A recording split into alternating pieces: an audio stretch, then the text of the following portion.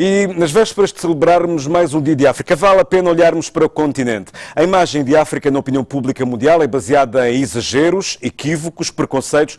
Os principais investidores de África, os países mais ricos, sabem disso. Os grandes órgãos da imprensa mundial, que formam a opinião dos mercados, escrevem só coisas positivas sobre o continente.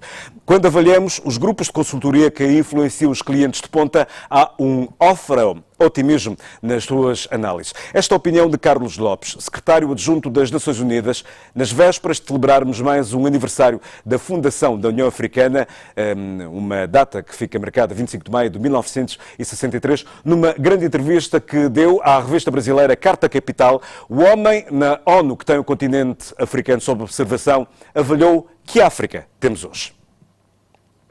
Há mais de 15 anos que o continente africano cresce a 5% ao ano, uma média acima de qualquer outra região do mundo. Foi o mais resiliente durante a última crise económica global, levando os investidores a aumentar a sua aposta tanto no ramo dos fundos de capital, bem como no investimento estrangeiro direto, e neste ano as Nações Unidas prevêem que em África sejam investidos 64 mil milhões de dólares, o equivalente do investimento na China. Mas quem olha para estes dados questiona esse afro-otimismo, porque as notícias dos conflitos armados, das doenças e dos problemas sociais que nos chegam de África dão-nos uma visão completamente diferente. E como defende Carlos Lopes, a natureza dos conflitos está a mudar e são mais perigosos. Durante bastante tempo havia dois grandes tipos de conflitos no continente. Havia os conflitos que eram provocados pela boa influência de grupos armados que tinham interesses económicos, nomeadamente nas zonas com grande riqueza de minérios. Portanto, interessava-lhes criar uma certa desordem para poderem beneficiar da exploração e das indústrias extrativas. É o caso, por exemplo, da região dos Grandes Lagos, Congo, República Centro-Africana, etc., que tem muito a ver com causas económicas. E havia um outro tipo de conflitos que era a má gestão da diversidade. Os africanos gerem mal a diversidade. Portanto, tratam mal as minorias e, ao contrário, digamos, do mito da solidariedade africana, na realidade o que se passa é o contrário, não é? Quer dizer, quem chega ao poder, mesmo que seja por eleições, quer governar absolutamente, não é? Não quer governar relativamente. Portanto, esses dois problemas estavam lá já faz tempo.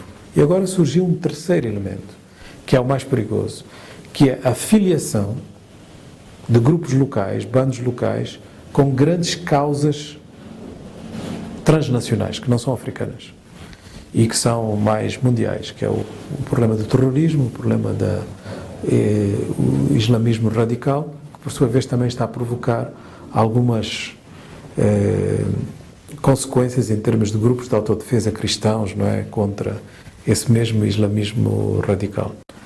E, paradoxalmente, não é uma banda digamos, rica, do ponto de vista das riquezas naturais. Uma zona geográfica muito deprimida do ponto de vista da natureza, dos recursos para a vida, e, portanto, só é possível por causa do caos que foi provocado pela Líbia, que distribuiu uma quantidade gigantesca de armas. Uma mescla explosiva e altamente armada na zona saheliana, com grupos de vários países com conexões com movimentos como a Al-Qaeda, Estado Islâmico, Al-Shabaab ou Boko Haram. Há também um outro problema político que torna o desenvolvimento de África complexo. Os jogos de poder sempre marcaram a vida de África, com os seus históricos ditadores que fizeram fortunas comandando os destinos dos seus países e atirando o seu povo para a miséria. Não desapareceram ainda, como não desapareceram na Ásia, como podem reaparecer na América Latina se nós virmos as mudanças constitucionais que alguns países estão a fazer. Portanto, é preciso relativizar um pouco a longevidade como o único fator que deve ser mensurável. De uma maneira geral, as constituições africanas estão a pôr limites de mandato. Digamos, 90% das constituições limitam os mandatos. E é nessa direção que as coisas devem ir. Outro drama que continua a marcar a vida do continente são as questões de saúde pública. A malária, o HIV-Sida, epidemias mortais que custaram muitas vidas aos africanos.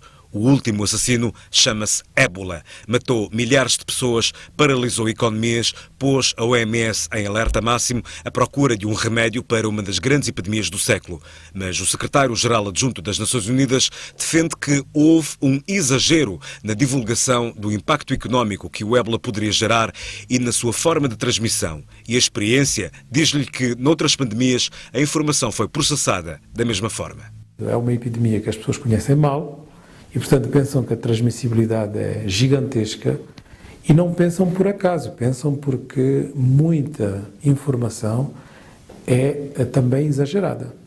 Se não vejamos, o Centro de Controlo de Doenças em Atlanta, nos Estados Unidos, que é o principal laboratório de pesquisa sobre estas questões, previu que em janeiro de 2015 a África teria 1 milhão de casos de ébola. Portanto, essa previsão acabou por ser completamente falsa. A África chegou a 2015 com cerca de 19 mil casos de ébola.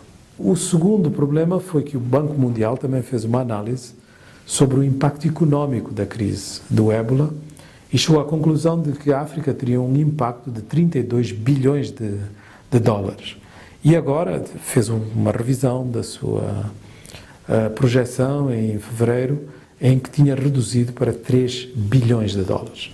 O número de pessoas que acabaram por morrer de ébola, cerca de 2 mil, não é muito diferente de outras epidemias, digamos, com as características equivalentes ao ébola, que são as febres hemorrágicas. Mas por causa desses exageros, houve uma espécie de pânico mundial à volta do ébola. E a tal ponto que se esqueceu que a economia desses 3 países é muito pequena. Os 3 países afetados eram a Guiné, Conakry, a Libéria e a Serra Leoa. Os 3 juntinhos fazem 6,4 bilhões de PIB, que é uma coisa mínima na própria África, representa menos de 1% do PIB do continente. E, portanto, se nós tivéssemos, em vez de exagerado e dramatizado na direção errada, tido, digamos, uma análise um pouco mais fria, correta e racional sobre o que se estava a passar, os esforços que foram feitos de uma forma dispersa teriam sido muito mais focalizados e teria sido possível, talvez até reduzir o número de mortos de 2 mil para 1.000 e poucos, etc. Agora vejamos, estes números que eu apresentei, comparemos, por exemplo, à dengue. Só em São Paulo já vai em 20 mil casos de dengue. Não vão morrer 2 mil pessoas por causa de 20 mil casos de dengue, porque existem estruturas sanitárias que são capazes de absorver uma boa parte dos problemas sanitários provocados por uma epidemia como a da dengue. Na África, isso não existe em todos os países. Agora, existem alguns, e é importante dizer que quando o ébola chegou ao Senegal, quando o ébola chegou à Nigéria e quando o ébola chegou ao Mali, 3 países que tiveram alguns casos, porque tinham estruturas sanitárias de melhor qualidade, isso foi imediatamente parado. E, portanto, no caso do Senegal foi só uma pessoa, no caso de Mali foi só uma pessoa, e, finalmente, na Nigéria, que é um país mais populoso do continente, foram 19 pessoas. Portanto, é preciso fazer a parte das coisas e, às vezes, a dramatização não ajuda. O afro-otimismo de Carlos Lopes, o responsável máximo das Nações Unidas para o continente africano. O olhar sobre a África do secretário-geral adjunto das Nações Unidas, o homem que na ONU comanda os destinos de África.